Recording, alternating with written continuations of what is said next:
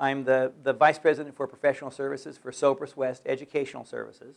We are part of a family of companies that is under the umbrella called Cambium Learning.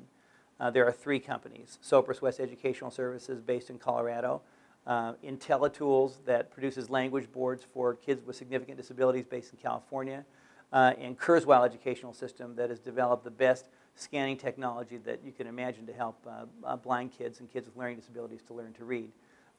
That's our family at this point.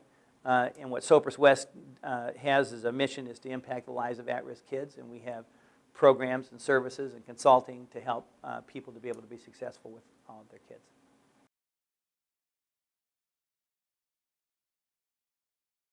About serving students that will ensure that many more students, and maybe all students, will in fact learn rather than can learn. The idea of this system is to get the school together to think about how it could coherently create a system of support for kids, starting with what happens in the general ed classroom for all kids. The idea there is to have a system where teachers are using research-based curricula as their basals in their core curricula.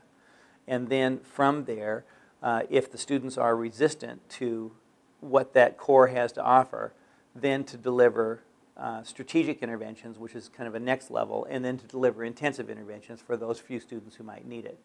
The critical feature of it, though, is to make certain that the foundation of all of that in the general ed classroom has good core curricula that have some evidence that the core curricula will work for the most kids possible. And then also that the teachers are well prepared so that they know how to differentiate instruction for kids, because kids don't have a tendency to read the books that are written about them. You know, they act the way they'll act, and teachers need to be able to respond to that challenge.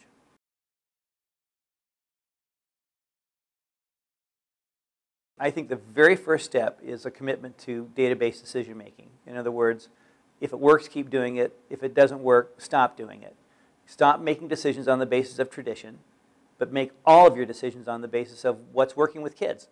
So the idea is to develop a system that uses the state kinds of tests that are being used as kind of as a large kind of a statement that isn't very instructionally relevant on a particular day in a lesson plan, but still use that. Then use some kind of a universal screening device as a bridge between the state testing and then ongoing curriculum-based progress monitoring. And teachers can do that right in their classrooms informally without spending a whole bunch of money on it, by just understanding the power of doing what a professor who was a great professor at the University of Kansas taught us all in the whole nation how to do, Ogden Lindsley, when he taught us how to do 1-minute timings to find out where kids were in relationship to their proficiency with the content that you're trying to teach. So that idea of let's stop making decisions on the basis of what we're comfortable with and start making decisions only on the basis of whether or not it works, I think is the key first step.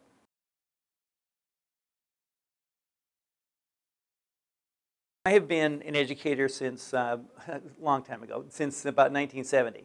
And I have never in my career ever seen general ed using the same language that special ed is using, and general ed and special ed using the same language that Title I, and now Reading First, is also using.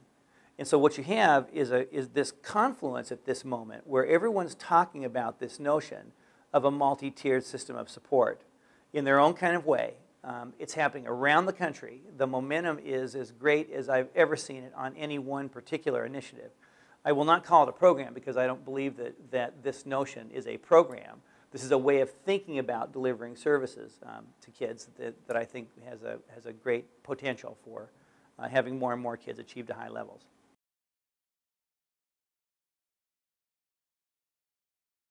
It seems to me that for this initiative to be different than other ones that we've tried in the history of education that have quickly become sort of encapsulated by component, and they lose their coherence. You know, it's in other words, you have 5 components of an initiative, then one set of people work on this one, and another set of people work on this one, and another set of people work on this one, and then they lose their coherence, and then suddenly you have nothing more than the usual chaos.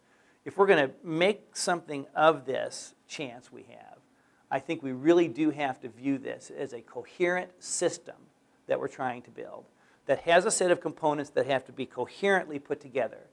It seems to me that the person who is working best at this right now in the country, I think, is Rick DeFore and his work on professional learning communities.